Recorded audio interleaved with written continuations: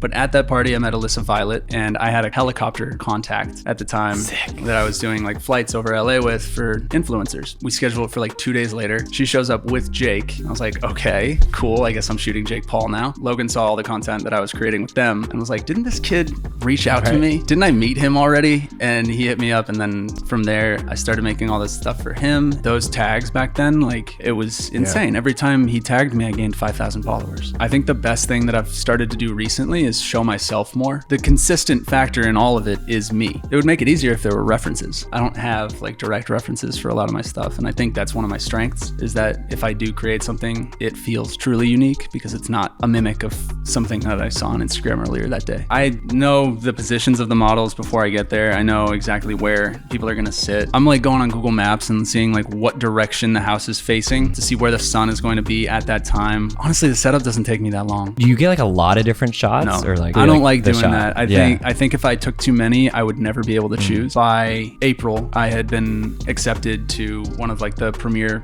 platforms in the space called Super Rare. I was the second photographer that they allowed onto the platform. Dude, it was unbelievable. 2021, I mean, I made more money that year than I've ever made in my entire life. Off NFTs, basically. Off of NFTs, yeah. I feel more excited now, like 2023, 2024, than I have in the last 3 years. Like I feel like I'm back in the mindset that I had in 2019.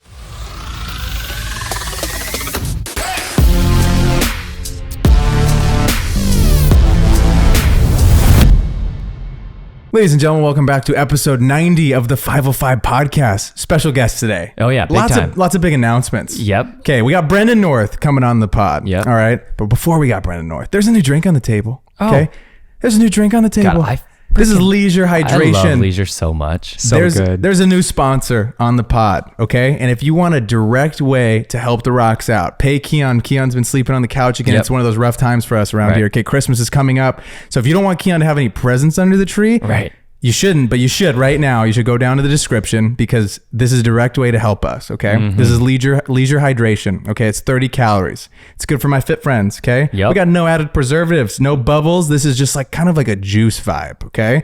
You can get either a blueberry flavor, you could get lemonade, and this is the, what is this Tropical one? mango. Tropical mango. Which one's your My favorite? Tropical mango. This is the one I like the best. Dude, I like literally love Leisure. It's like so smooth. Yeah. And it makes you feel good, like calm and nice. Like Brendan was talking about after the pod. Little ashwagandha in here. Yeah, dude. Magnesium. L-theanine. I love L-theanine, dude. Yeah. I'm gonna sleep like a baby. Yeah, dude. This is the new pod sponsor. This is the One Handed Crack official sponsor. And this is crazy. I'm gonna lob this out, okay? Don't kill me. No one get mad at me, okay? I'm gonna lob out an extra 0.5 to the scores that I see On Instagram? on Instagram if you're using a Leisure. Okay, That's a big bonus. I know. So a lot of you guys, dude, a lot of y'all need some help. Right. This is all the help you can get. This is a perfect way to bump you up a little 0.5. So if it's a 6, you're getting a 6.5 now. Someone could get a 10 potentially, because if they get an 8.5, you don't give out 10. Exactly. But if they got an 8.5, yeah. Oh no, we're never. So no, 8.5 is the cutoff. No, 10s just don't exist. 10s don't exist. Yeah, it's just But this impossible. if you're constantly getting like in the 6 and 7 range, this could You could bump get you to close. the 8. You could get into big dog territory, passing grades. Yeah. Also, do you see what I'm rocking? Do you see this? Sick hat, dude. NBA in-season tournament champions. Thank you, dude. I didn't say actual champions because that's gonna be the Timberwolves this year, but in-season tournament, you sure did it, buddy. We had a fun trip to Vegas. We went 6-0 in the IST. Sure did. Inaugural champions. Felt good. Nice. We're in the champagne room. This is crazy. Okay, this is unreal. So we get in the champagne room, like we're walking down the tunnel. Bron's like, let's go in-season tournament champs. We walk into the little room. And so they got Michelob Ultra everywhere, and they got all these champagne bottles, right? Leisure. They start popping champagne, and I'm like sitting there, and I realize I don't have a rain bag, dude. So they had tournament champion shirts. I grab one, wrap it around really quick, grab one of the towels, wrap it around. I got one towel over my head. I'm wearing this hat. I'm like, okay, holy shit. And Bron's like, the young guys don't know how to pop these. And so he's like, I'm gonna show you guys something. And then it's just everywhere. I'm like, oh my God. Yeah. So then everyone's going crazy. Champagne's flowing. It's going everywhere. And they get for like a group photo, right? And I'm looking at the camera, and it's just completely black. Like the screen's very dark. Like I'm like, oh, that's a problem. I see champagne kind of dribbles all over where the f-stop wheel is on our C70. And I'm like, this is great. It's done. I try to roll it. I think liquid has gotten into it. I try and roll it. It's locked. I'm like, damn, this would be a really cool moment to get with everybody. And I'm low, dude. I'm literally ninja proud, like all the way crouched in a ball. All the TV cameras are above me. I'm like low, and I'm looking. I'm like, that's great. That shot's definitely not gonna work. I back out. I'm like, bro, I'm pissed, dude. I didn't get the shot. I didn't get like one of our shots. He goes, no, it's okay. Like I got it. I was right there. I'm like, he's trying to calm me down. I'm pissed. I'm like, dude, the camera's broken, bro. I gotta take it to insurance. It was locked. It was locked. Oh, like the button. Yes, you locked the button was locked because I had the towels and stuff over it, and so it was all good. Camera's good, and it was working perfectly fine. That lock button has made me real nervous before, dude. I've been messing with it, and then you're trying to mess a setting. You're like, oh, it's broken. The camera's broken because it's off to on to lock. Yeah, I feel like it should be in a different place. I feel like it should be just like a weird button that you would never touch. That you'd never touch. Because I've accidentally touched it before too, and I've been really confused. Oh God, it made me so sick. But also on the topic of this incredible episode that you guys are about to dive into, okay? Brendan North. Okay, this guy's an amazing artist. Yeah, he talked about something really interesting here. He pivoted really hard. He used to work for Logan Paul. He was his videographer for a whole year of those daily vlogs, and he was like, you know what? At the end of this, I want to do something new. I want to do something for me. I want to be an artist. So it's kind of what he was saying when he hopped into this whole space. And I think those of you that might feel like you're pigeonholed right now doing something, you're going to get a ton of value out of this episode because he talked about his journey and just making the switch really cold turkey, it sounded like. And I applaud him because I think he's doing amazing things in the space. You go check out his work, link below. It's beautiful. The pivot is tough because I felt that same way when I was touring with Loud Luxury. It's like you're putting so much time and effort into somebody else that you don't feel like you have time to create what you want to create. And I mean, I was just touring on the weekends. He's grinding every single day. And then he's also talking about how he's like, if I finished a video early, I'd like hit up a model to shoot. And I'm like, dude, you were just shooting like 24/7. And then on top of that, like after making the pivot, I mean, he gets like almost 1 million followers, like a little over 900,000 followers on Instagram, which is like crazy. Right. And then he said he has lost like 400,000 followers. Like that, I feel like would fuck with my mental so hard. But I will say, like, taking a look at his work, you brought up a really good point, Chase, on the podcast, how like when you scroll, it's not work that is just like disposable, just made for Instagram. Like he's making art, and you can really tell when you see a photo of his that it's his style and his photo. Totally. It's so experimental. I loved it. Real experimental. Yeah. And I mean, my favorite part, and just kind of mind blowing because it's so different from what all of us do, is like most photographers or videographers, you go out there and you have like a ton of deliverables, right? The client's like, well, I want to make sure I see this. I want a photo of that. I want a photo of that. We might post this in next year's holiday deck. I'm going to need a photo of that, etc. He goes on set. He has an idea for what he wants to shoot because it's his idea. That's all that matters. Is this is my idea. I need to photograph it and sell it to print and NFT and everything. And so he goes on thing. He gets on set, gets the models exactly where he wants them. And then he said, he's like, sometimes he's like, click, done. One photo, dude. One frame. One shot, Tommy. One shot. And he's just like, yeah, that's it. That's what I wanted. I mean, it's cool when you spend more time in the pre than the actual just like documenting shooting like crazy. It's crazy because I feel like I remember when I was shooting photos in high school or college, it was like spray and pray was my vibe for sure. Totally. And to think that he just showed up and he has this crazy photo of this girl like falling into a pool and he's like, one take, that's all it took. I'm like, it's ridiculous. It's so bold, dude. Yeah, God. The shutter count on that camera got to be so low. It's like 17. You could probably sell it so fast. Basically brand new. Yeah. It's so crazy, dude. Well, ladies and gentlemen, I don't want to keep you from waiting. Let's get into episode 90. Come on. One-Handed Crack presented by Leisure Hydration. Brendan North, show me what you got, baby. I got high hopes for you. I got the... Yeah. Okay, yeah, wipe it off. No sweat on the bottle. So it's lift, then lift, finger. swoop, and pull. All right. The index finger tattoo is going to make this extra cool, I feel like. Okay, go. Yep. Oh, shit. One of the best ones. Give it a spin for me. Spin around for me. You got to spin I don't want to. You popped it out. Okay, so here's the deal. There was a dent. The pre-existing dent will knock you a little bit, but we're gonna give you a 6.5, and I'm really happy. That's solid. That's solid. That's really good. That's great work. Should we bump him up to a 7 because it was with Leisure Hydration? Yeah. We'll give you a 7. We'll bump you up 0.5 for the drink. You get a 7. Oh yeah, I felt you're cocky. Just splashing. That was no dent.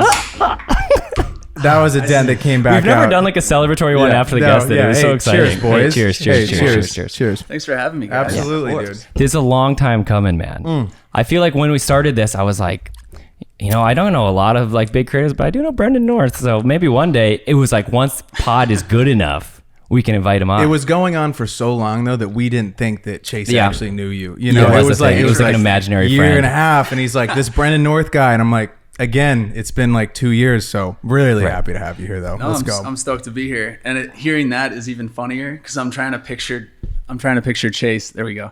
I'm trying to picture Chase like proving that he knows me, and he's like, no, he took my picture. And the one photo that I have of Chase is him in a mask. It's true. Holding like a sign. I love that photo. That was a cool idea. It came out pretty cool. Yeah, hell yeah. Dude, it's It funny. went well. So when I met you at a party, a friend's party, Spencer Rory's birthday party, I think. Yeah. Yes. And when I first met you, we bonded over having the same I knew camera. Spencer was the Yeah, that was it, exactly. yeah. We both had the A6000, I think. A6500 maybe? 6500. That's what I had. I had Yep. that too. Don't worry. It's not my good. Yep. I had the 6000 beforehand, but I upgraded. Yeah. But I think you were saying like, yeah, I shoot like, you know, I do a lot of like influencer stuff, but I'm switching. I'm just going to take a fucking leap and just start doing fine art. Yep. And you're like, I don't care what happens. I'm just going for it. And I was like, that guy's fucking badass, dude. God, I was so pumped because you ended up just totally switching, right? Just a complete 180 basically. Yeah. And in almost all facets of it. Yeah. But I mean, I still include some of those people with the followings in the fine art stuff. But yeah, I went hard turn from like the influencer world, shooting just basically portraits for people's Instagrams, to trying to create pieces that people would want to own and put on their wall and collect as art pieces. So what was like the inspiration to make that move? You just wanted to like feel more like into it, or? I think that was always kind of the goal. Yeah. Like that's what I wanted out of my photography, was to be more of an artist than an influencer. Yeah. And I got so deep into the influencer world that I started losing that. And I felt like if I stayed in that world any longer, I would be stuck there forever. And it was like a all or nothing, like I got to make the move now or I'm going to be, you know, XY's, you know, photographer forever. Like typecasted. And I'm not going to be Brendan North. I'm going to be, you know, this person's videographer, this person's photographer. I mean, the big one was Logan Paul. Right. I was his videographer, photographer for a year. Right. And if I stayed there any longer, I would have been Logan Paul's photographer forever, you know? That's a crazy gig. I guess we should get into that a little bit. I'm down to talk about that. That's fine. How did you get connected with him? And also, what was that grind like of doing daily vlogs for Logan Paul? So the initial, I mean, I knew who he was. Sure. In 2016 is when I moved to LA. And I knew him from Vine and all the videos he was doing back then. And randomly met him at Good Times at Davey Wayne's in Hollywood. Nice. Went up to him and another one of his friends, Juan Pizarrita, who's like a massive Mexican social media star. He's hilarious. Yeah, he's hilarious. I've shot him a lot as well. But, you know, that was the first introduction. I, you know, chatted Logan up and I was like, if you ever need like a photographer for anything, and he gave me his email, no phone number, no like follow back, nothing. Just so like professional. Gave me his email. To his credit, he actually responded to the email that I sent him the next day, and said he would keep me in mind. And then like 2 months go by and I end up at a party at his younger brother Jake's house. Somehow I was on a photo shoot and the model that I was shooting was like, I'm going to like this party at Jake's house. Like, do you want to come? Went there.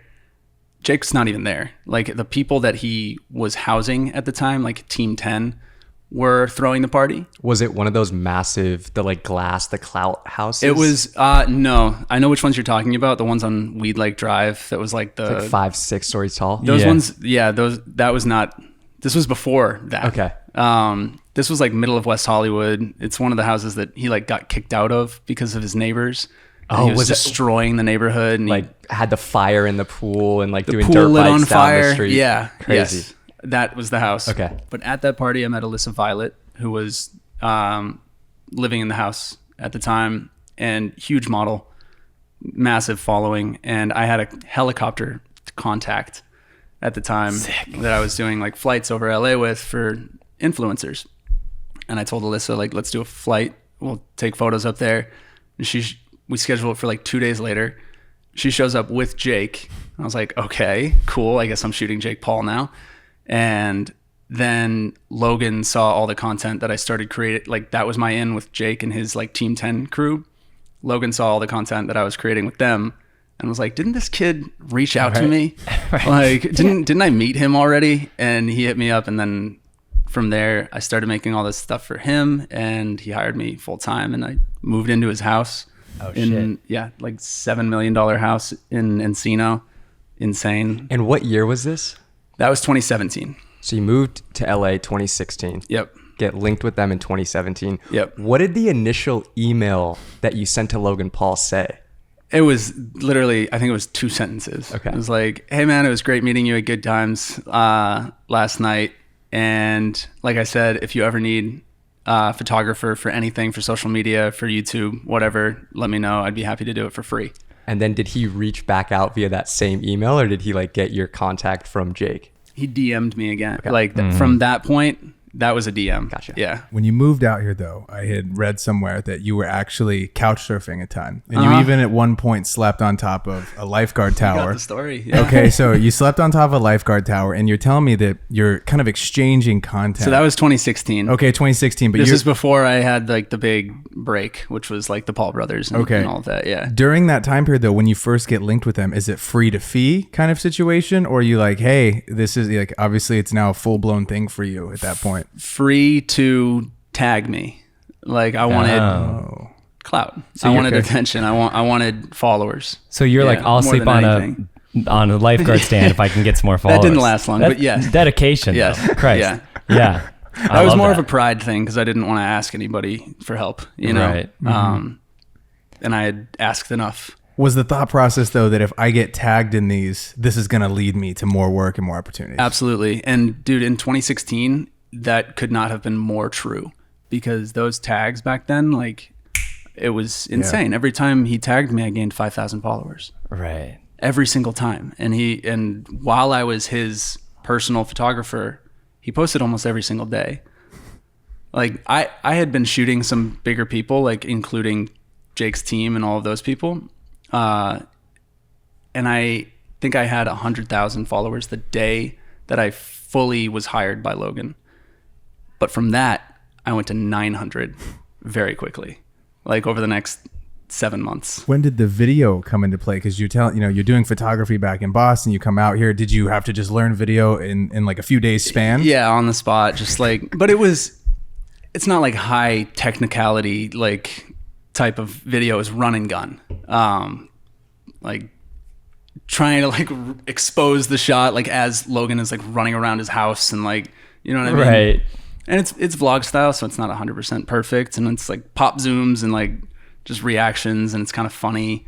So it's a little more casual. Were you stoked to like have gone from that to then living in like a $7 million house? That was And that's that's pretty like cool. basically Yeah. right like a year after. Were you like to the people home like, what up? I already did it. Like, you know what I mean? Dude, kind of. Yeah. I would have been. Because you know what happened in the end of 2017 was my 5-year high school reunion. Oh, sick. You're like going to that. I walked into that. Yeah. Like, Rented a oh my Lambo. God. No, I should have. Hired security, the whole 9 yards. I did better. So we had the 5-year reunion at a bar in Boston, and that day before the reunion starts, I held a meet and greet in Boston in one of like the plazas, and I was Logan's person at that time. This is the video you have on your YouTube channel? Yeah, the one that says I never thought I could Yep. do this. Yeah, but like 200 people showed up. Sick. To this square in Boston, and I get out of like I got a SUV, whatever, to drop me off, and it was the coolest thing ever. And I had some of the people from high school that were there, Sick. and it was all anybody was talking about at the reunion. That's fire. Brendan North. Did you see what Brendan did like this afternoon? It was insane. That's incredible. I remember graduating high school and talking with our friends being like, dude, we got to make it within the next like 5 to 10 years so that like our 10-year reunion Yeah. is baller. And my 10-year reunion actually just happened at Busby's down the street, and I didn't even go because I was like, I don't need to. You just down the street. Yeah. Skip the 10-year too. Yeah. I got a 10-year. 5-year, I figured it would just be like, where'd you do? I graduated college. Oh, me too. Crazy, you know. We didn't have a 5-year. I think ours is only 10. Yeah. Yeah, I'm shooting for the 10, I think. Yeah, you're gonna head out to Minnesota. Now that we got the podcast thing on some Spotify's Wrapped, There you go. and I'm just reposting it everywhere, you know. You got something to flex? I have a meet and greet. There'll be 2 people at the meet and greet. My parents. Okay, so you do, I believe, 270 daily vlogs? Yeah. Is that correct? Yeah, in excess. I mean, it was Shit, at least man. that much. And Yes. so, like, you're on his schedule, right? And they're daily vlogs. So what do your days look back in like shooting those? And are you editing them as well? I was not. Okay. I was not editing. I don't think I would have been able to survive that. So Logan was actually genius. Like, he reinvented the vlog game, the daily vlogging game. And one of the ways he did that was hiring an editor overseas in England. So the game was record. I would upload it to a Google Drive at night. The person in England would wake up to a brand new set of footage, cut it together through their morning, send it over by their afternoon. We're waking up to a finished vlog. Logan reviews it, posts it. And it was this well-oiled machine. And then everybody started hiring editors in the UK after that. It was Fucking crazy. time zones, Yeah, dude. That's genius. genius. Yeah. Oh my How did I god. think of that? So smart. Oh my god. When there was a point, right, where obviously I'd assume you got a little burned out with making these daily vlogs, right? Yeah. Okay. Yeah. What is this internal monologue looking like of, hey, I've done this thing. Now because you weren't really doing a ton of photos during that period, right? Just his Instagram stuff. Yeah. And I would like try to, if we finished a video early in the day, I would desperately try to like hit up a model and be like, yo, let's go to Malibu. Let's go take some sunset shots. And just to like fuel that little bit of creative energy that I needed to get out on my own, you know, because there was no freedom of, you know, my own artistic, you know, passions during that time. It was 100% for him. Did you feel completely depleted by the end of it? Because now, I mean, your stuff's amazing. It's incredible. Thank so you. like during that period though, when it's done, it finishes, it wraps. You're like, I can't do this anymore. Like, I'm gonna move on and do this. What was that kind of, you know, going through your mind at that period, and Like, going off on uncertainty, right? Yeah. Yes. So you mean like when I was done with Yes, Yeah. completely doing that? done. You're like, I can't do it anymore. Part of the factor was I had gained enough of a following to the point where I was like, I can leave and survive on brand deals for, you know, however long I need to before I get the art side figured out. And that, you know, that went well. Like I said, I had a ton of followers at that point, and the engagement was insane. Everything I posted was getting like 100,000 likes. Not anymore, but that's how it goes. But yeah, it was that all or nothing moment. Like, I couldn't stay there any longer. So yeah, I had to leave. And that's when you got into like, you did your own thing. You did like the painted series, right? It was like right after that.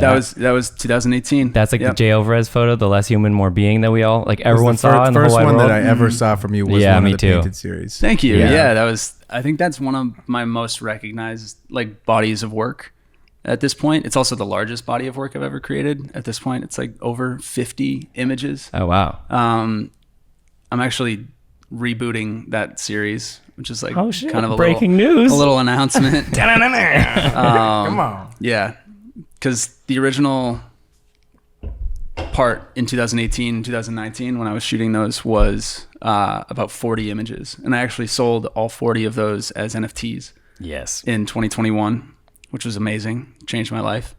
And now I want to create like part 2, painted poetry part 2. How does it work if you sell them? Can you technically repost it? How does that? Yeah. Do you like give up the rights completely? Yeah, no. So it's literally like owning a print. I'm not including rights to anything. Okay. There are some people in the NFT space that have made their pieces like Creative Commons. Like, you can remix it. You can, if you own the piece, you can print it on a T-shirt. You can, you know, merchandise it. Not for mine. That's just not a decision that I've made with my work yet. And it was one of one. Like, this one person got So it. each of the painted poetry stuff, each of those images was one of one. Yep. So 40 different people own 40 different images. Yeah.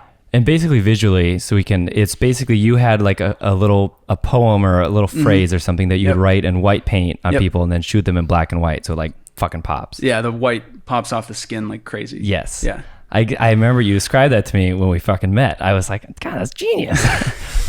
I walked away so inspired. And so that was the first artistic, like fine art piece that you did after leaving Logan. Yep. And so how long between deciding to leave and making that first piece, how long was that? It didn't take long, honestly, because I had been writing the poetry already. I've always kind of written it, and I was like, damn, how do I combine photography and this? And literally the most simple way to do it was to paint the words onto the models that I was shooting. Gotcha. And it was probably 2 months after leaving that I shot the first one, and then started dropping them like weekly or even more frequently. Got you. Did having the Instagram following help you in selling these art pieces, or in a way did it hurt you because like you have this stigma of being like Logan Paul's videographer and struggling with maybe getting taken seriously as like an artist? I don't think it's a stigma thing, but I do think that there was a factor that my audience didn't really give a shit that I was going to be an artist now. They were like, where are the people that you used to photograph? Because that's why they followed me. Right. Being completely honest, like they followed me to see more of those people. Some of them, sure, were actually genuinely fans of my work, but I think a large majority was just there, you know, to see more of the people that I was working with, that friend group, because it was more like I was the influencer. I wasn't even seen as a photographer then. But when I came to the NFT space 3 years later, 2021 comes around, I have a ton of followers. People are just discovering me for the first time. They see me as very legitimate automatically just because of the amount of people I reach. And I think that was actually very beneficial to the art sales, because there were a lot of very talented artists that entered the NFT space without sort of that legitimacy or the appearance of it with the following that struggled. And I was able to, you know, make a big splash. Did it hurt? Like, were you like worried when like, say you were like, okay, I'm making a change. I don't care if people unfollow me. Like I'm making fine art now. You want to know how many followers I've lost in the last 5 years? How many? 400,000. Yeah, that's a lot. Did that suck? Were you like, I don't care. I'm doing what I want to do. And that's more important to me. The latter. Yeah. It is more important to me. It's not like it didn't suck. Right. Especially at the beginning, because it was going fast. Oh yeah. Like I think I got, the highest point was 918,000 followers. You're like, I'm almost at 1 million. Yeah, no, and like even after I left, because I started making my own YouTube videos. Yeah. I was like, I'm gonna start doing this. Kept climbing up a little bit. Even the YouTube following went crazy because people thought, oh, he's gonna start vlogging himself. That burned me out really quick. Yeah. Couldn't keep up with the YouTube videos, and then slowly it turned the other direction and started falling. And then it started falling really fast. But since it's slowed down, and it messes with you mentally for sure. Losing that many followers, you're like, what am I doing wrong? How do I fix this? How do I turn this around? I can relate to it on a very minor scale. And it was because I was on a few YouTube series that got me like my initial push of following. And then once I guess like the clout of that dies away, the followers start to go away as well. And I remember, I think I got up to like 90K and I dropped like 19 or 20K. And it really fucked with me significant. mentally. Yeah. Especially percentage That's not a wise. small amount. Yeah. Exactly. Yeah. Even percentage wise, it's not a small amount. It would frustrate me because also similar to you, like you were the influencer and I was doing photography and video as like my job, but then I was also doing like brand deals. And then if someone would like, I guess, look at my Instagram page, they'd be like, oh, he's like a model or trying to be like a male influencer. I was like, no, like it would really frustrate me. And then I was like, okay, I got to pivot my content because what I'm doing work-wise isn't represented on like my social media and personal brand. And so I can relate to you on that. And so like, how long do you feel like it took you to, I guess, rebrand yourself to where now people obviously see your page and they see like the fine art and they're like, oh, of course you're an artist. But like maybe how long did that take to that switch to happen? Longer than I would have liked, for sure. People are still, every time I post on Instagram, it's like a reminder to the people that followed me in 2017 to unfollow me. Which is why I stopped posting almost all of like 21, 22. I didn't really post on Instagram. I think I posted like 5 times because every time I posted, I was just losing followers. It was just numbers would drop. And if I didn't post, nobody remembered to unfollow me. it was like I was hiding. Yeah, I'll just keep this. What we got. Yeah, exactly. Did you start posting them on Twitter? Because I feel like I saw some of the images on Twitter. Yes. So, well, the NFT space, the advent of that world brought me fully to Twitter. So 21, 22, I did stop posting on Instagram, but I started posting 10 times a day on Twitter. I was going crazy on that platform because that's where those collectors existed. And that's where that whole crypto space lives. And yeah, it took a long time to change people's perspective, for sure, to like retrain your audience. Like, I am now this. I'm not what you followed me as, you know? It takes time. Do you have any tips for people wanting to rebrand? Because I feel like you get pigeonholed into one thing, and even just people. I feel like I'm almost dealing with it again, where like I was doing concert stuff for like a year and a half, 2 years touring. People started knowing me as like a tour photographer, and now I'm like, I got burnt out from touring and wanting to like switch my content a little bit, getting more into like landscape photography, lifestyle, just different types. And so I'm feeling like I need to rebrand myself a little bit again. So like, do you have any tips for rebranding? Man, I mean, if I knew them, I'd apply them myself. Sure. But I think the best thing that I've started to do recently is show myself more, because at least it's something that it's the consistent factor in all of it is me, right? So people that followed me back then knew me. And then I went hardcore art, stopped showing myself, stopped like talking and engaging with my audience, and tried to be this elusive, high-end artist, which is one strategy. If you want to get into the art world, you have to act, right, holier than thou a little bit and sort of untouchable, right? Because people are willing to pay for access. But I think recently I've started getting into reels more, finally bit the bullet and started making videos again, short little clips but I focus it around my art, the art pieces, the prints as well, the NFTs. And I think that has sort of gotten my audience like, oh yeah, it's Brendan. Like it's still him.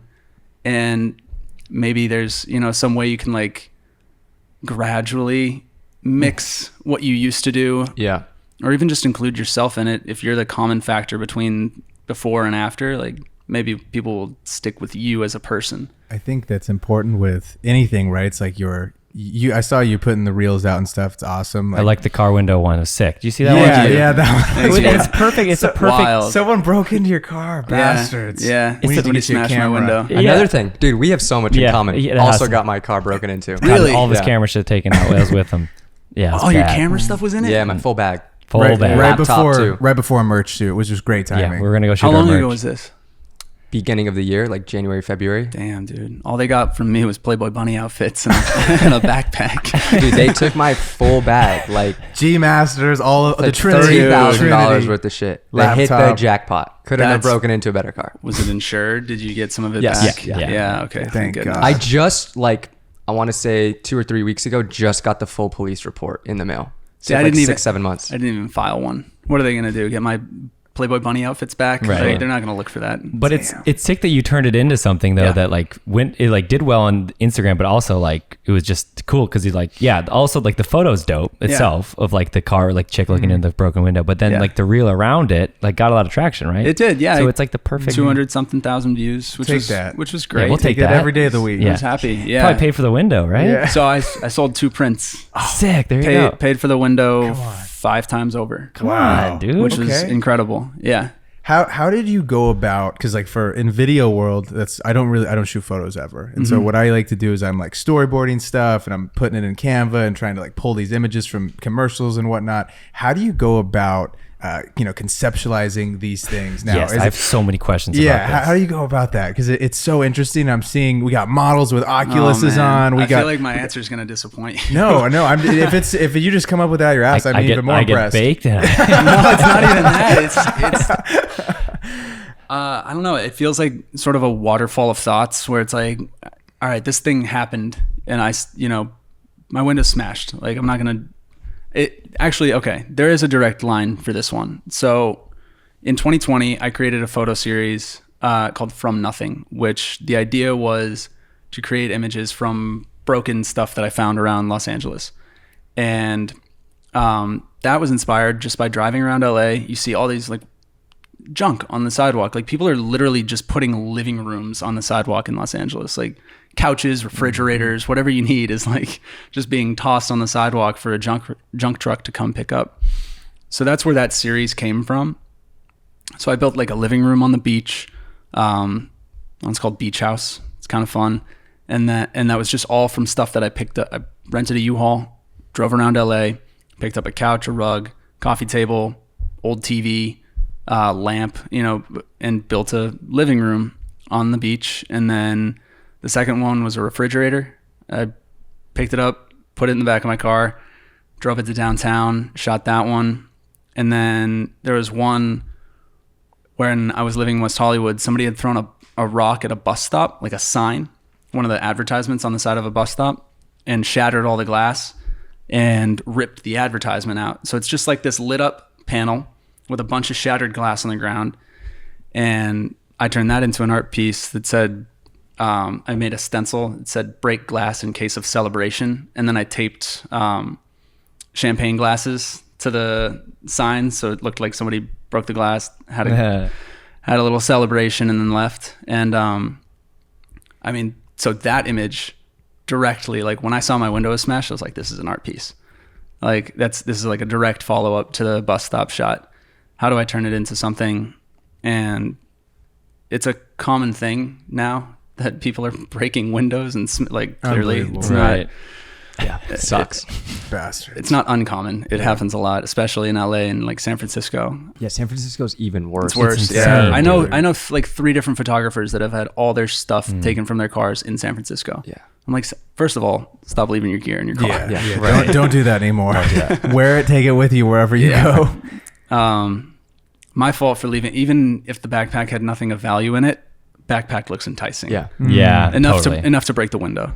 Like I said, it's that waterfall of thoughts. It's like extrapolating from a real life situation and turning it into, okay, where is the concept within this thing that just happened? A lot of it is current events as well.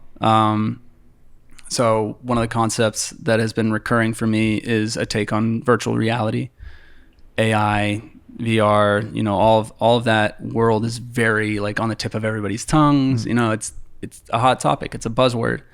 And I thought, okay, my style, very Los Angeles. How do I turn this like VR concept into an LA style photo? So I thought, I'll put these models by the pool, put some VR headsets on them, and call it a day. And that's where that concept comes from. It's not, I don't know. I guess it just comes from Your brain, dude. I love it. No, I like it. Yeah, you're experiencing the world. You're coming up with these ideas and putting them out there and allowing the public to kind of judge and make their own decisions about what it is that you're creating. Yeah. I wish there were it would make it easier if there were references, but I don't have like direct references for a lot of my stuff. And I think that's one of my strengths is that if I do create something, it feels truly unique because it's not a mimic of something that I saw on Instagram earlier that day. Yeah, you're pulling it from so many different places. And I definitely feel like if I'm scrolling, I always can tell it's like your photo before I see your name or Love either that. way. Like definitely. That's like the greatest compliment a photographer can get. Yeah, it's is true. Like finding out that you have a recognizable style, Yeah. something that, people are drawn to and can easily pick out of a bunch. That's a really cool compliment. So thank you. You're welcome. You also have the most beautiful blues in your photos. If you notice, the sky is always the prettiest. Is that? I mean, I know you're shooting on Hasselblad, Yeah. which is fucking rad. I think you're the first Hasselblad shoot we've had on the pod, probably. Yeah. Hell yeah. Sponsor me. You're on the medium format digital one, yeah. Yeah. So that's the X1D2. Sick. Shit ton of megapixels, right? It's like ridiculous. Yeah. So it's a 50 megapixel. The RAWs are like 110 megabytes.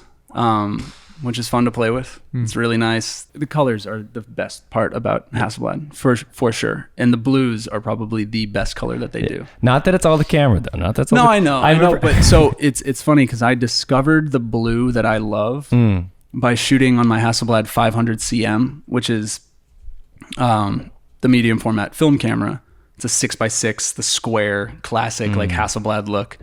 I got that first. And I started shooting Portra 400 on that camera. And I was like, okay, this is the blue that I want.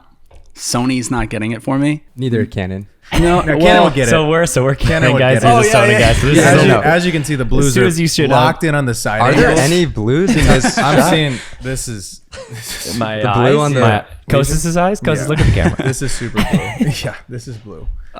This dude. That's I guess I haven't had much experience with Canon, and I didn't give it a proper shot. It's probably a good idea. But Yeah. The process was any just- Nikon? never. Thank Nice. God. It's the, Respect. it's, Damn. the, Glad you no, got it's the it. one You'll still camera be able to company I sit don't think here. I've ever even touched. Yeah. Look at that. Yeah, thank God. You know, I mean, And that's coming from a true artist. Yeah, true artist, a real photographer, like Real photographer. Selling prints. Because photographers always say like, no, I shoot on Nikon because like I'm a photographer and Yeah. like it's I know it's not as good as video, but it's like no, dude, he's a real photographer. Yeah. Doesn't touch it. So what up? Yeah, the I guess the natural progression was from the Hasselblad film camera to the Hasselblad digital, and I started shooting with that, and I was like, oh, there's the blues, they're back. Like I Right. found them. worth Hell every yeah. cent. Those are very expensive, right? They are, yeah. The lenses, the body, like, yeah, it's an expensive setup, but I couldn't shoot with anything else now. What glass do you rock with for something like that? So I only have 2 lenses for it because the lenses are so expensive. One of them is a 45 millimeter prime, but it's medium format, so it's more like a 35. Oh right. Okay. Oh, it almost works backwards. Yeah, exactly. It's the opposite of a correct, crop. because the sensor's just Gotcha. fucking Massive. huge. Okay. Yeah, that is sick. So 45 prime, I think it's like, I can't even remember. When do you actually look at that? I think it's like an F3, something like that. And do you But usually again- go wide open with that? Is that no? No, Oh, not okay. almost never now, which is kind of why I don't really pay attention to what the aperture is on the lens itself, like what the lowest stop is. Doesn't like, matter. because I don't really go there ever, unless I'm doing like headshots or portraits. Right. But a lot of my stuff is a much wider scene, a bigger scope. And for that, I'm shooting more at like f/16 at least, interesting. to get the whole scene in focus. You can't have any dust on that sensor, man. I'd be in trouble with that. yeah, dude. We would Yeah. both be in deep shit if we were using that. Really, yeah. Because as soon as well, you stop down, you get like the Little little dust particles and shit. I'm mean, also maybe- on video, so I can right. Oh yeah, spot you correct. could. Yeah, Yeah, you could just true. get it out Right. of there. But no, I do try to keep it clean, Well, yeah, so I 'cause don't that's- have to deal with that. With like your pool shots, yeah, there's always like a lot of depth. Correct. And so yeah, you need there's obviously there's multiple people at different Right. distances Right. from the camera, so I need all of them to be in focus. Right. And then the other one is a 25 to 75, which is amazing. It's great, but it's not. I don't think it goes as low as 3. But you know, Okay. So were you like monetizing after you start doing the fine art? Are you monetizing with like brand deals and then like prints? Like, is that like a big avenue for you, like selling prints around town to like collectors in LA or? I sell some to LA. Yeah. LA is one of my good markets for sure. Oddly enough, Singapore has Really? been like the paying my bills for the last year a lot of With bread. prints. A lot of bread out in Singapore. with prints. Yeah, oh, with sick. prints. Yeah, they Wow. love the poolside stuff. It's very, I don't know, it's just something that they enjoy. Very like LA sort of glamorous Yeah. style. They like that. Like you said, there's a lot of money in Singapore. Did you have to run any ads at all, or was that strictly from social following? Social following. Yeah. I've never run an ad for the prints, but yeah, I mean, Southeast Asia, Germany. I've sold cool. decent amounts to people in Germany, some French collectors, UK, Miami, New York, like the places that have money, honestly, are buying expensive art. Any hotels? Because I feel like your photo I could see Oh, you you yeah. pop in. I'm like, oh, there. That Like would, one of those edgier Exactly, hotels, totally. like Andaz or So something. I've worked with the Dream Hotel in Hollywood, and they have one in New York as well. So I've like taken over their lobbies with my stuff, which has been really Sick. cool. Yeah, that's always fun.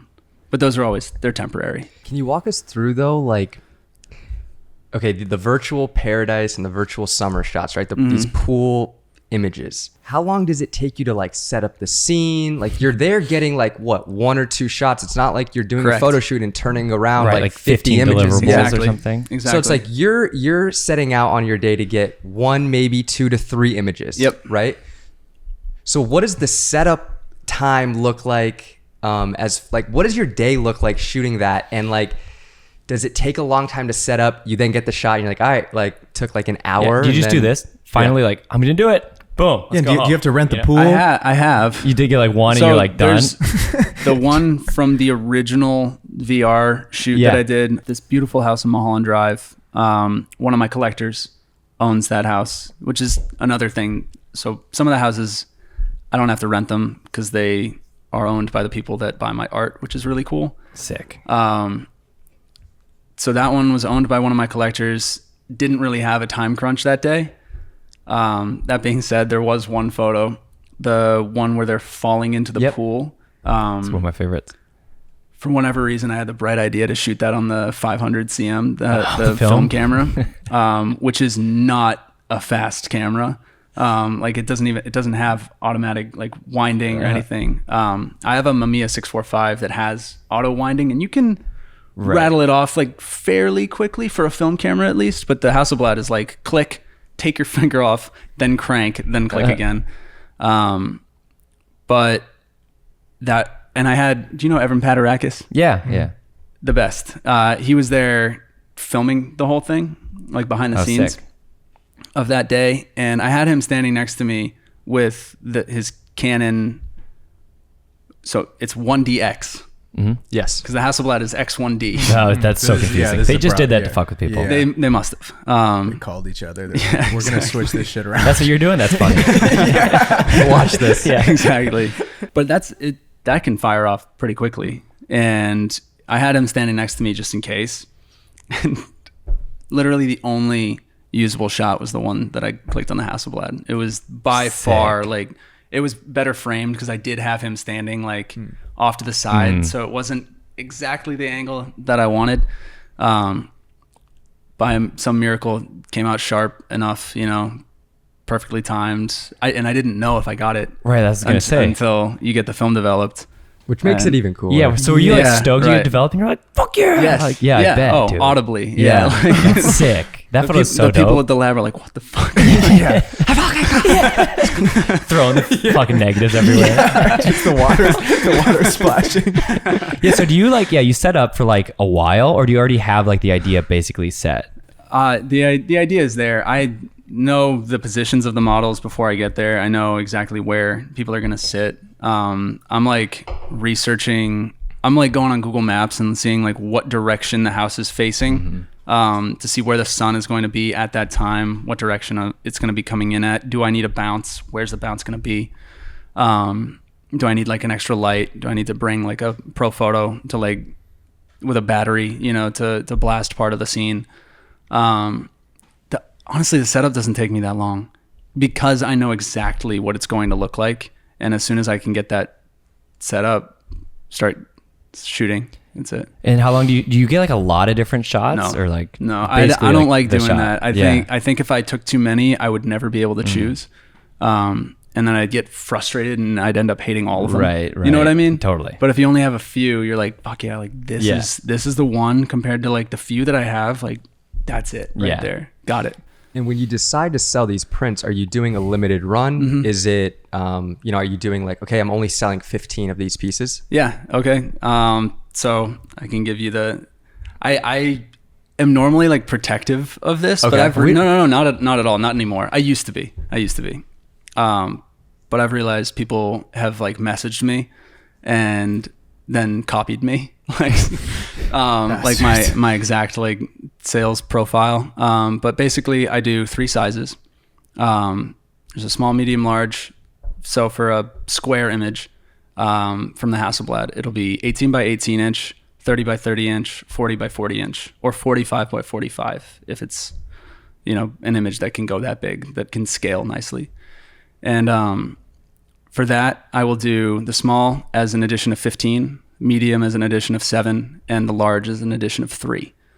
And the prices obviously scale as well, like from in the range of $1,200 to $4,500 for the print, and that's unframed. Gotcha. With the frame, add X amount. And do you have like a go-to frame person? Sick. Yep. I have a guy downtown. I was actually literally just there before this. Oh, cool. he gave me a bottle of wine, which Sure. is like in like a beautifully like wrapped gift box. Oh, wow. It was very cute. You've been selling some prints. Yeah, he's like, We've been selling I like what you've been doing.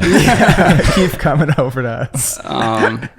So then you deep dive into NFTs though, right? Which is crazy because what a like insane moment that was for our world. And you were like all up in it. Did you have to like learn a lot about the technology and like that kind of stuff?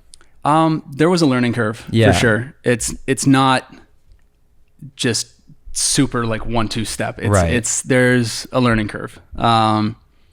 I think I maybe spent 2 months, like January, February, really kind of figuring out what was going on. Like, what is this? Why are people buying these?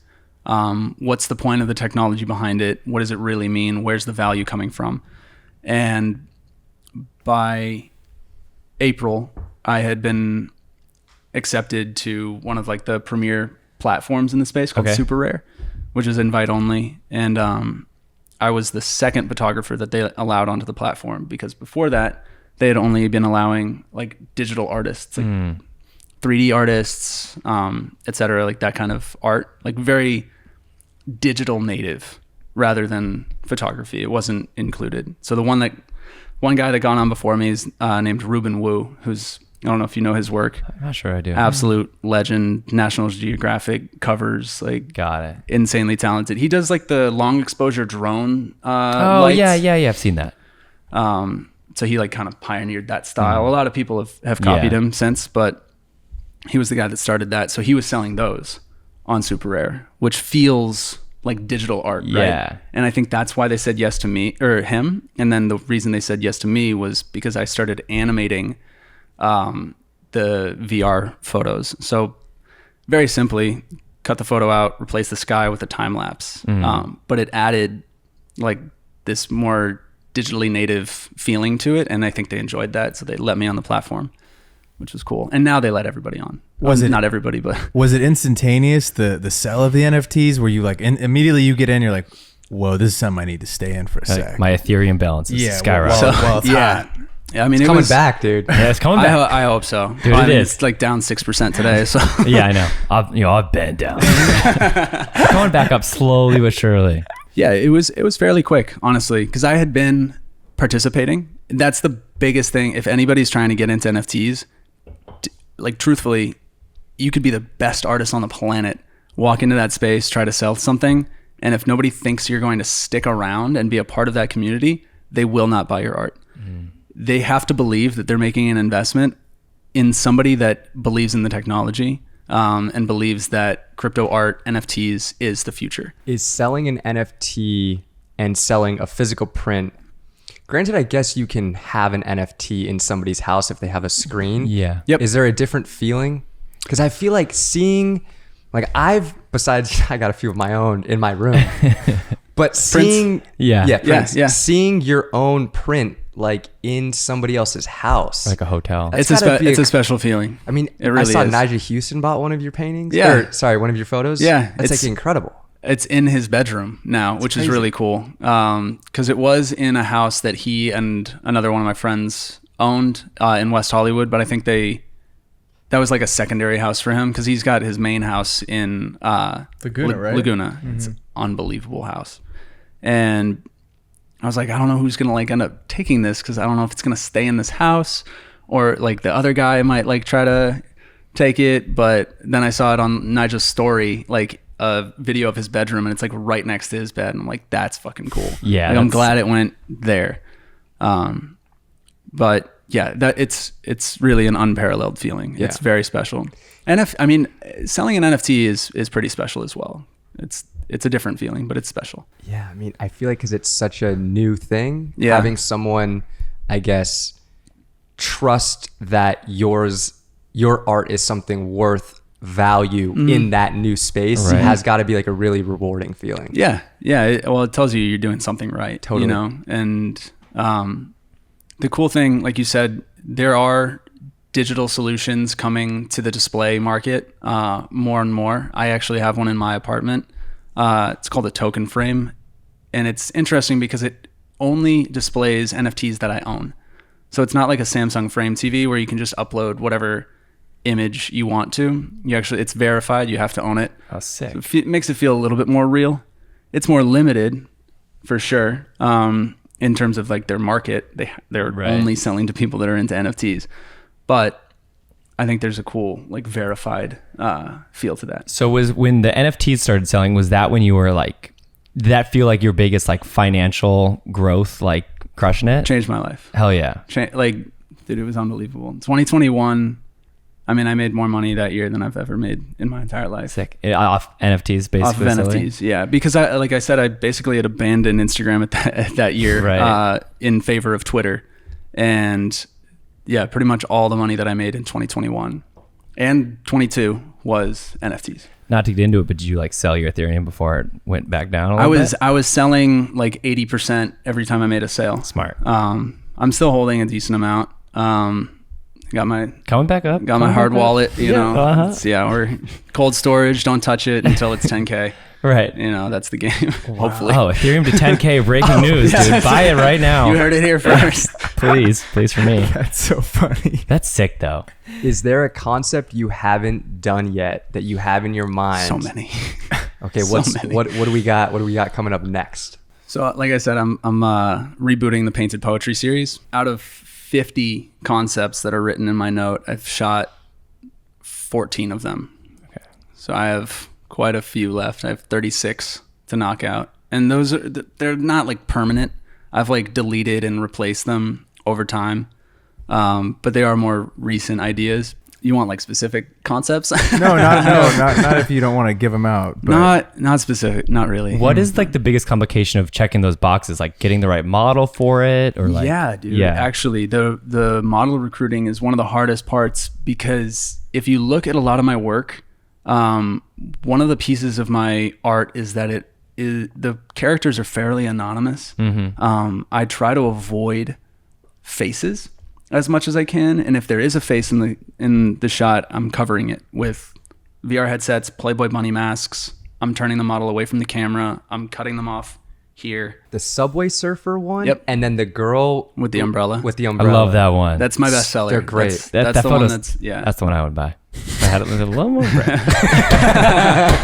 Yeah, I mean, it's funny Once too Ethereum because hits you 10K. have Yeah, you right. have you're covering their faces, but you have like such attractive models for some of these shoots. I know. Right? So, but here's Oh yeah, Chase has been in one of Oh your yeah, shoots. with a mascot. Yeah. see, but again, Great the body mask- Still on get that the guy hair right though, there. dude. So Yeah, the hair is visible. The hair is visible.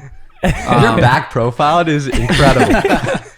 do you have to pay these models to be in, or is it usually like, hey, you know, I'm Right. going to give you this? What is Sometimes. that? Sometimes you do. Yeah. There have been circumstances when when it's more of a collaboration, then I will pay them, or I will give them a percentage of the sales, which is, I think, more fair, honestly, because if that specific model has a large following and they're promoting the photo, chances are, maybe one of their fans wants to buy the photo. They deserve a percentage of that. And it's not just going to be the $500 that I paid them up front. Like, if they make a sale, like, they should get a percentage. I did that with some of the NFTs. I don't know if you know Rachel Cook. No, I don't. Maybe. I think No. I used to follow her on Instagram. It's massive. She's, 3 million followers, very, very popular. And on Twitter as well, has a really big following on there. And I minted a photo of her that we shot. So I minted it in 2022, but we had shot it in 2019. So I hit her up and I was like, hey, Rachel, I'm going to mint this photo. Chances are it's going to sell for like quite a lot of money. What do you think your, a fair percentage would be to help me promote this on Twitter? And, we worked it out. The photo sold for like $30,000, which was pretty amazing. And From one of her followers? it was one of mine. Gotcha. It was one of mine, but she pushed it. And, Yeah. it doesn't change the fact that she helped. Yeah, Right, yeah. totally. And because if she pushed it and because of the extra reach, it reached, my Totally. follower, Yeah. like whatever it might've been. That one got bid up, which is really cool. There's like a bidding war between 3 collectors just going at it, like back and forth, up and ETH. Is that fun to watch? Dude. Hell yeah. A high like I have never experienced. bet, dude. Like watching those come in, especially in the last like 10 minutes. Because if Yeah, just bang, bang, bang, bang, bang. Yeah. We're going. No, and it's these dudes just jumping. with massive wallets of Ethereum that are just like in love with your art. And it's the coolest feeling ever because you can tell like this guy fucking wants this. That's Right. really cool. And I messaged Rachel when the auction ended. I was like, hey, like I want to send you $7,000. Like, she's like, what the fuck? Like for a photo that I shot in 2019, like I just like pretty cool. NFT, yeah. baby. Unbelievable, dude. So you also invested into a studio space, right? Yep. Monochrome Studio. Correct. Was Yeah. this after some of this NFT bread took off? For sure, yeah. That time made the studio possible. For sure, it was not even at this point. You know, it's been more expensive than I thought it was going to be to get it set up and really functional. And it's going well. I'm enjoying it. It's cool to have my own studio space to use whenever I want it. It's sort of encouraged me to shoot more frequently because I don't have that excuse like I have Right. to find somewhere to shoot. You know, you're just like I'll go down the street. You don't have to put the paper backdrop up in your like living room and stuff. Exactly. Yeah. Exactly. $45 extra if you make it hit the ground and you walk on it. Right. They're charging you extra. It's your shoes 30, off. 35. Something like that, yeah. But yeah, I have the add-ons and everything. You rent But- it out? Yep. Oh, yeah. okay. It's a the goal is to have it pay for itself, you know, and just kind of have a free studio for me. So far, getting closer to like break even per month, but that's not counting all the money that I put into it. I had a cyc wall built in there, which is like the white curve, How big is the space? 1,200 square feet. Oh wow. Solid. It's not bad. It's very functional. With the cyc wall, I have one of the walls is like a Venetian plaster, like kind of concrete look. I have a non-functional freight elevator in the corner of my unit. It doesn't work, but it makes for a very cool backdrop to shoot against. The big factory style window with like the grid that gets like that crazy golden like That like beautiful downtown LA type Exactly. window. You need if Exactly. you're gonna rent a studio in LA, like You need that to window. get that window. Yeah. Yeah. and then the paper backdrops. So there's like 5-6 different setups that you can shoot in there, which is pretty efficient for 1,200 square feet. I tried to make it as functional as possible, but it's been great. I mean, the feedback is awesome. I was there earlier today, just checking in on somebody that was renting it, doing e-com on the cyc wall. Like one girl just walking back and forth, different outfit every 10 seconds, like just knocking them out. But yeah, it's been going well. Is that a place that you like work out of as well? Or just Not really. if you want to shoot, you have it? Yeah, I've found myself like hanging out there sometimes, but for the most part, I live so close to it, I just go back to my apartment. It's just a little more cozy. Yeah. And so in 2024, what are you trying to put the most attention to for your business? So you got NFTs, we got prints, we Physical got the studio, space. Physical space. What are you thinking you want to put the most attention to? I mean, the goal has been diversification for sure. I need to make money from different avenues because NFTs have slowed down a lot. If you hadn't noticed, it's not like 2021 or 22 anymore. So I've been putting more focus onto the social media stuff and trying to reignite my Instagram following. And I think that is a venture towards getting back into the brand deal space, finding like partnerships to work on.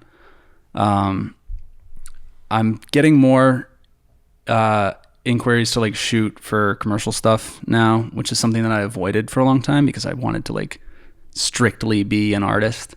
But that's, something that I need to be open to. I can't just refuse jobs when they come my way. And yeah, I mean, I'm still focused heavily on the NFTs, heavily on the prints and the new ventures. The studio for sure. Trying to turn that into passive income. So do you still like get super excited to shoot? Do you have like burnout because you've been at it for a minute? Dude, you know what's crazy? So I feel more excited now, like 2023, 2024, than I have in the last 3 years. Fucking like rad. I feel like I'm back in the mindset that I had in 2019 before the world ended. Because 2020, it's not like I didn't make anything, but it definitely changed the way I created a little bit. I mean, the world shut down. I kind of like, you get in your head about like what's going on and like what's important. And then 21 was dedicated to selling art. Not really creating that much. 22, I got really sick. Yeah, you were doing it long COVID, right? Yeah, well, not a good time, but again, another year that I didn't really create. Was your whole focus then just like getting better? Was that like Yes. the whole day in, day out? Yeah, absolutely. And there wasn't much shooting going on. I Yeah. barely touched my camera that year. And then crazy. this year, feeling good again. Hell Like yeah. it's Hell yeah. It feels really good to be shooting more frequently, and the inspiration, like if you're not making stuff, the inspiration doesn't show up. Right. When you're making things, that's when the ideas start flowing. So true. Like it's been unbelievable how much like it has come back to me. It feels really good. Do you have any like big goals or goals? Do you set goals at the beginning or like the end of the year, beginning of the new year? Like, is there something you hope to like accomplish in the new year? Within the year, within the year, I want to finish that. I keep going back to it. I want to finish all of those images. So 36 of the So you're hoping to knock those out in a full Whole year. Yeah. That's ambitious. Yeah. Well, I want to knock them out in the next like 6 months. Good for you. honestly. You already have everything like written, like the poems and how they look? Almost all of the poems are written. Yeah, I still got to work on some of them because some of them don't really lend themselves to poetry. Sure, Some of them are a little bit more, not crude, but it's not a very poetic thought that I might have. And I'm like, fuck, that would be a really cool image. Don't know where the poem's going to come from. Nice butt with a thong. Hey, that's poetic. Yeah, that's poetic. Yeah, there's nothing wrong with that. Right. But that's definitely one of the biggest goals that I have. I really want to finish that series, and I will drop that as an NFT project, hopefully a book, because at that point I'll have almost 100 of the painted poetry images total, and 100 poems as well. So it's like, photo, poem, like a 100, 200 page book, which would be really nice. And I think I also want to do a solo show. That would be a really nice goal to have. Would that be something you would have like at your studio space? No, I would rent somewhere. Cool. I don't have enough wall space. Gotcha. Word. Yeah. That's sick. Well, we'll definitely come see it. Please, come yeah. see it. I want to make it a big event. Like try to make it really entertaining. Like live, performances and stuff like Hell that. yeah. Like make it a whole thing. You gonna It'd be perform fun. there, Chase? Yeah, I'm gonna Yeah, perform. exactly. I don't know what yet, but my one-handed clap maybe. Clap. One-handed clap. One-handed I've crap. shown you that before. Oh, I didn't know we were talking about Oh yeah, that. dude. It's such a weird Is talent. that not sick, dude? That's pretty cool. It's pretty. Yeah. Dude. Yeah. For the right. watch on YouTube. That's why you watch on YouTube. Look at that, dude. You're going viral. Yep. Jesus Christ. When did you learn to do that, dude? Sixth Band grade. camp. Sixth grade, dude. Band camp. Jake Hagstrom showed me it. Brendan, what was some of the best advice you think you've ever received? I don't know when or where I received it, or if I, received it. It's just something that it's like a mantra that I've always believed, which is just trust your direction. And I think it applies throughout your career, but especially at the beginning. And especially if you're getting into like the creative space, you're going to have people telling you to get a real job, do something normal, do something safe, consistent, whatever.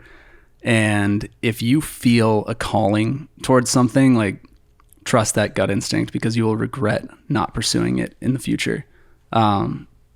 Something that I look back on, I'm like, I can't believe that I had the guts to make that decision, but I did. And it made my life what it is. I completely agree with you. Did you know there's a stat that 64% of Americans hate their jobs? How crazy is that? That's so really fucked. sad. 64%, dude. And it's probably getting bigger, Oh my God. which is even crazier to think Right. about. It's just, I think that we're blessed to do this, Yes. like what we do, Oh, bro. absolutely. It's insane. Like think about it. You get to wake up and go make your art and go to your studio, and it's like, It's It's very lucky. It's crazy that you have so much creative freedom. Like like most of us, like I'm stoked I get to shoot photos, videos, but it's like for a client, it's like for a thing. I'm still stoked about it. But like you're just like, I'm gonna find something in my brain to make that, and then people are gonna buy that. That's fucking rad, it's dude. amazing. That's not a question. It's just sick. No, I agree. I've played the role of, Right. videographer or photographer for somebody that is directing everything. You don't have a say.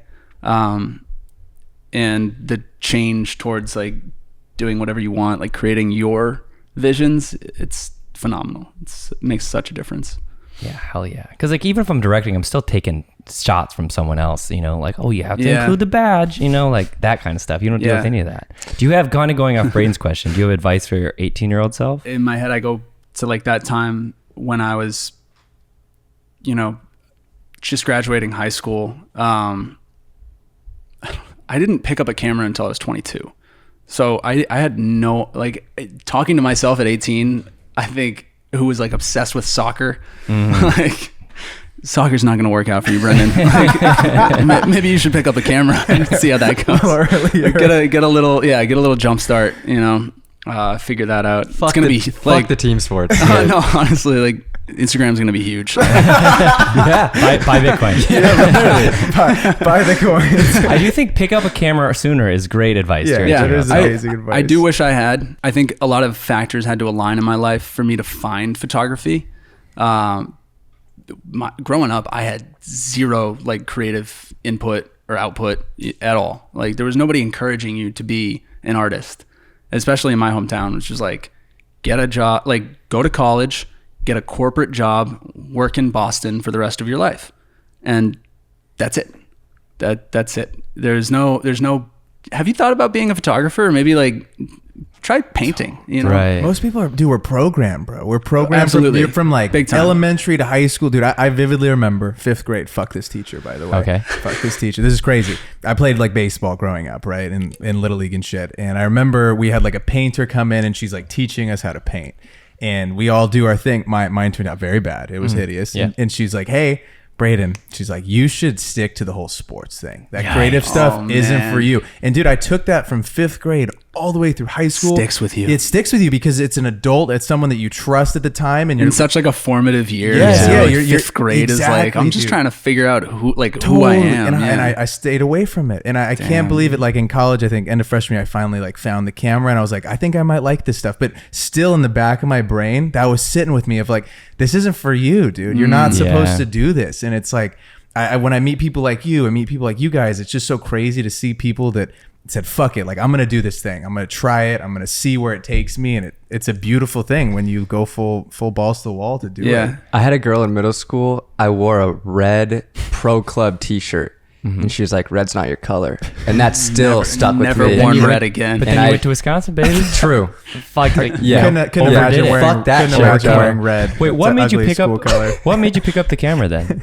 I think so. I got on Instagram pretty early. Okay. You know, when I entered college, Yeah. like 2012, 2013, I think I signed up for Instagram. And then in college, I started meeting people. So I went to school in DC, and I joined a fraternity. And one of the guys in that fraternity was like really into making videos. Okay. I was like, oh, it's kind of cool. Like I've never met anybody that's cool, that's into that. Like it was something that I had literally never been exposed to. Somebody that was into making like content or anything, making things. And that like was just this little seed that stuck with me. And with the advent of Instagram, you know, you start paying attention and you're like, oh my God, people are making a living doing this. Like Jay Alvarez at the time, like 2016, Jay Alvarez. Right. Biggest thing on the internet. Owned right? the internet Yeah. completely. And I was like, fuck, that looks awesome. Like I really want to do that. I want to go be, you know, whatever this is. I don't even know what to call it at this point. It's an influencer now, but like, Right. people are making a living. I'm going to try this with photography. I see people, you know, you get exposed to it now, much younger, and it's a realistic thing now. And it wasn't. There are so many photographers that make a living today. There were not that many photographers back in the day. Dude, it's the number one job as a creator right now. It used to be, I think it was doctor, and then firefighter, it like switched, and now it's a creator. Really? Number one job in the fucking US. In dude, is a terms creator. of like In how terms of, many like, people? when they survey kids at like What do you wanna like be? what they want to be. Yeah, what they want to Like be. they currently are. No. Yeah, No. yeah. When you survey kids when they want to grow up, what they wanna be. I'm sorry. Did you think? I was like, well, dude, the number one job as a it's gotta creator. be You like- made it sound like that. No, I didn't mean that. I meant like Show me the Carfax. when they survey younger kids now, instead of saying like Yes, I saw doctor, that. Yes. firefighter, police officer, Astronaut. Yeah, they're saying Right. creator now. Let me which be a is so- TikToker. Yeah, probably. Probably. Honestly. Yeah, I know. It's And so wild. to their credit, it's not a bad idea. Right. Sick life. Good money. Yeah, good. Like if you figure it out. Like there's So a million crazy. ways to make money in this. Yeah, and I think I just started seeing it as a possibility. Borrowed my roommate's camera, started walking around DC, and I was shooting photos of buildings, strangers on the street. I would walk, and Humans of New York was a thing back then. And that guy's name was Brandon. Nice. Fuck that guy. But I would walk up to people and be like, "Hey, like, so have you heard of Humans of New York? Like, my name's Brandon. Like, I'm here in DC. I'm here in DC doing something, you know, a spinoff called Humans of DC. Like, and I would talk to them for a few minutes, get a little story, shoot their portrait, which is how that was like the first portraits I was ever taking, was just strangers. And I would post it on my Instagram, tell their little story, the little conversation that we had in the caption. And then that evolved into shooting girls, like models that were in DC, people that I went to school with as well. And by the end of my senior year, I was like, okay, I need to try Los Angeles. So I came out for a week, took a week off classes, and scheduled a bunch of shoots with different people. Fell in love with LA, fell in love with the idea of this being my life. And by the time I graduated, I moved out, slept on couches and lifeguard stands, and drove for Lyft for a year. And then 2017 hit, and I started working for Logan. Rest is history. Full circle. Full circle. Love that. God. Hey, well, I'm so glad you came to the show today. Dude, thank you for having me. thanks, Thank man. you. This has been No, great, thanks you for guys. thanks for coming. Ton of value. Episode 90. 90. Ladies and gentlemen, thank you so much for tuning in again. Please hit the subscribe button, cop a leisure down below, get a Lexar card while you're at it, maybe even go get Artlist, and we'll see you guys all in the next video. Peace.